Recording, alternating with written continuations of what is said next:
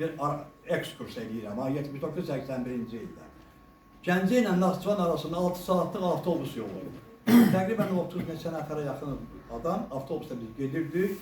Yerevan Ermənistan ərazisindən keçirdik Naxçıvan ərazisinə, oradan qayıdırdı 60 kilometr məsafə Yerevan və gəlirdik Gəncə tərəf. Mən də zabitimiz, Rus ordusunun zabitiydim, Sovetlər dönəmində daha doğrusu. Təqribən orta bir məsafədə bir yeməkxana düzəltmişdilər. Çox maraqlı belə dağların qoynunda meşəliyin içində yeməkxana var idi. Yeməkxanadan təqribən bir 50 metrə, yəni bu gün çıxan tərəf, hətta gün çıxan tərəfə möhtəşəm bir bulaq var idi. Bəzəmişdilər, yaxşı gür bulaq var idi. Haradasa bir 5-6 belə o su axını var idi. Orada avtobus saxlayırdılar. Gəlib orada əlizi yuyub, gelib oturub 6 saatlıq yol idi. Onu elə hesablamışdılar ermənilər də. Rəzil, mütfi, millət deyirlər onlardan, nəsə yığınar.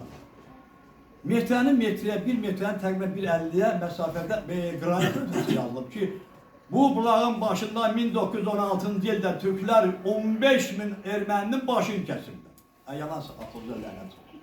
Orada elə bir yerdir, belə əyilib, yürüyüb, belə yoxuşdur, çıxırsan. Yolun uzaq başı eynirsin, 7-8 metrə, 2 maşın yanaşı zorla keçər. Orada 15.000 adamın tutub başını kəsmək üçün, mən başa düşmürəm, nə ilə, lazerlə kəsilmişlər, nə edilmişlər.